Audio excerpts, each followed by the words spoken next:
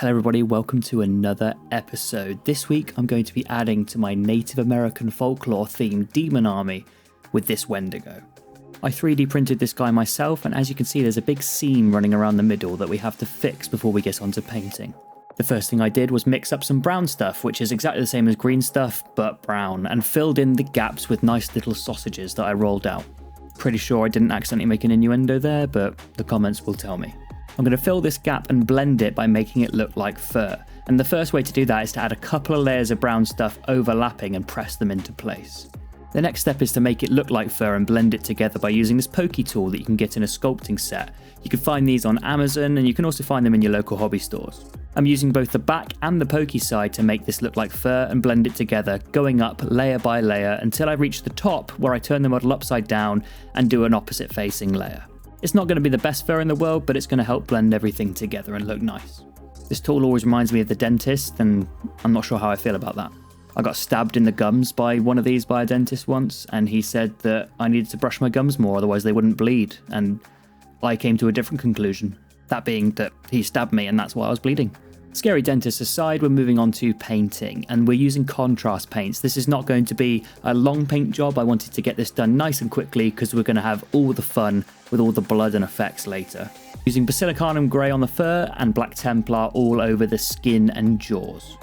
A quick update on the project. The reason I'm doing this is because I really love Native American folklore. It's easily the most terrifying folklore that I've heard of, at least to this day. Eastern European folklore definitely has its moments, but this is easily the scariest I've come across, and the ones that make me shiver when I read it or listen to it.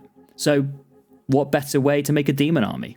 By using Native American folklore as my basis. In the first video, we covered the Skinwalker. Now, the painting's going to be fairly self-explanatory using contrast paints and dry brushing, so let's talk a little bit about what a Wendigo is and what I'm going to be using it as in my demon army.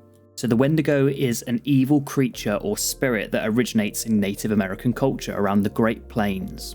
It's mostly depicted as a creature with human-like characteristics and sometimes antlers like these. It's said to invoke feelings of greed and hunger and the propensity to commit murder to those who fall under its influence. And as if that wasn't bad enough, it also gives people the desire to cannibalize other humans. Generally, its coming is heralded by an unseasonable chill or a foul stench that appears out of nowhere. Some variations of the tale say that humans who commit cannibalism will become a Wendigo. Other descriptions say that it's so skinny it looks like it's starving to death with skin pulled tightly over its bones, with tattered and bloody lips, and a strange and eerie odour of decay and decomposition. The Wendigo is easily the most famous of Native American folklore creatures, and stays with us in modern psychiatry by lending its name to a form of psychosis known as Wendigo psychosis. The symptoms of that are an intense craving for human flesh and a fear of becoming a cannibal, which sounds absolutely terrifying. Given its intense craving for human flesh and presumably blood, it's gotta be a bloodthirster. With our story covered and the type of unit decided, it's time to add the really cool scenic base. Given the kneeling pose and raised arm of this creature, I decided I wanted to have him up higher on a bit of rock, perhaps looking down at somebody lying in the dirt whilst blood falls from his hands. So using some cork placemats that I got from IKEA and some hot glue, I made a rise in the base for the Wendigo to stand on, making sure that he's still fit on top and the composition was going to work. An important part of making any kind of scenic base is making sure that your main character, in this case our bloodthirster Wendigo guy, is going to fit. I also quickly double checked that when I come to attach this guy later, the pins were going to fit. Using some trees that I 3D printed from Epic Basing and some fallen branches along with my hot glue, I created a little bit more to the scene, adding some nature to these rocks. Now, as mentioned, the pose of this Wendigo just lent itself so well to be looming over something, so I found a few spare Guardsman pieces I had lying around. Ultimately, whilst being based entirely on Native American folklore, this is still a Warhammer 40,000 project, and I wanted to tie them together a little bit. I wanted the Guardsman to be lying back against the rock, covered in blood and plainly injured, but still defiant, raising his lasgun with bayonet fixed to take on this hulking monstrosity. Perhaps his patrol or even entire platoon has been ripped apart by this creature that came crashing out of the forest with little to no warning. The Emperor protects, our protagonist screams, squeezing the trigger and thrusting the bayonet forward in his last moments. Of course, I'd quite like him to win, but It doesn't seem right to have somebody else winning on this big Wendigo base, when really he's the star of the show. But I will forever be Team Guardsman. The entire process of attaching the Guardsman to the base was a bit of a convoluted one, as the joints don't work very well lying down. This is clearly meant to be a standing pose. So I attached it with a bit of hot glue, but as you'll see in a bit, there was a fair bit of manipulation, and his head fell off at one point. I once again checked the pose to make sure everything was going to line up. I realised the rifle wasn't pointing right at the Wendigo, so I shifted him round, and again, bit by bit, eventually got to the composition I was happy with. With our Guardsman looking suitably heroic for his last stand, I finished him off with some super glue. I also used some debris in the form of 3D printed branches just to block off the area around him and build it up a tiny bit more. You can see there's a slight gap towards the back as his torso is leaning slightly forward to allow this pose to actually work. But with careful placement of debris, we don't actually have to worry about it as it will get covered up nicely. Decorating the rest of the base, I used some lichen from Woodland Scenics, which I'm going to spray and paint later, but this just added a bit of variation to all that mud that I've been adding. I also add a little bit to the tree, but that falls off later, and it was going to be too fragile anyway, so I just let it lie.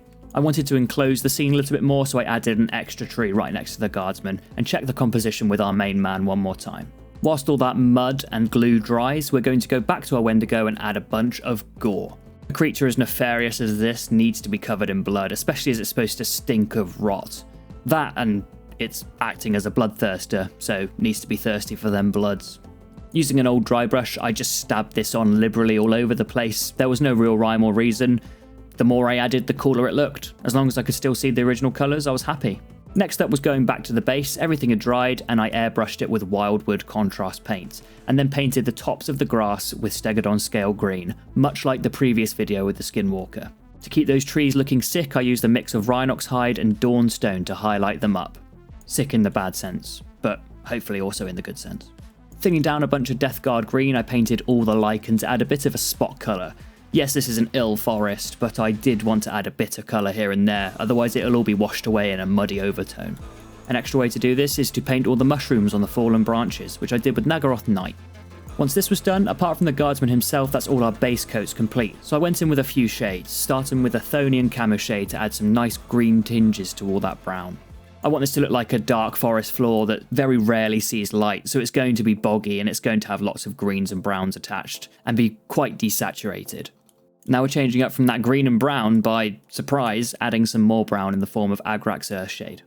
With those shades drying, it's time to go back to our Guardsman and base coat all his armour with Panzer Grey.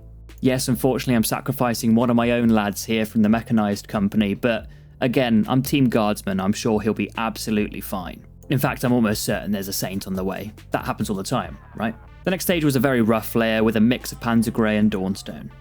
Next up, while that dried, I added Black Legion all over his fatigues. I kept his boots that brown leather that blends in with the floor, which is nice because it was a very quick win and it still looks good. Wildwood, once again, is an absolutely excellent paint. The penultimate stage of painting our Guardsman was just to add all the metallics to his weapon. There's not much here and I kept it very simple. I want the Wendigo to still be the star of the show. Didn't mean that to rhyme. So I'm not putting too much detail into the Guardsman. For example, his face was just a single coat of Guilliman flesh. Whilst those base coats on our Guardsman dry, we're going to go back to the main base and adding Nurgle's rots into a few key areas. I really like this paint, along with Blood for the Blood God, just because it's such a bright and vibrant thing to add, and it really looks like slime. Adding it to the knots and gaps in the trees and make it look like they're weeping pus just really adds to the horrid nature of this scene. I also added the final touches to the Guardsman by using Dawnstone to highlight up his fatigues and armour. If you have a name for our plucky hero, then let me know in the comments. Next up was something I've been really looking forward to, and that was pinning the Wendigo to the base.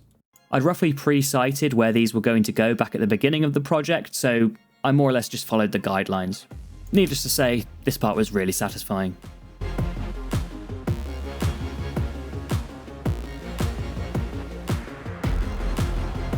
Next up, for some more fun gore, now everything's attached, I'm mixing Blood for the Blood God with some Uhu glue to make some lovely strands of viscera. Simply by using a toothpick and a good dollop of glue, I can now drape this around in long strands wherever I fancy it.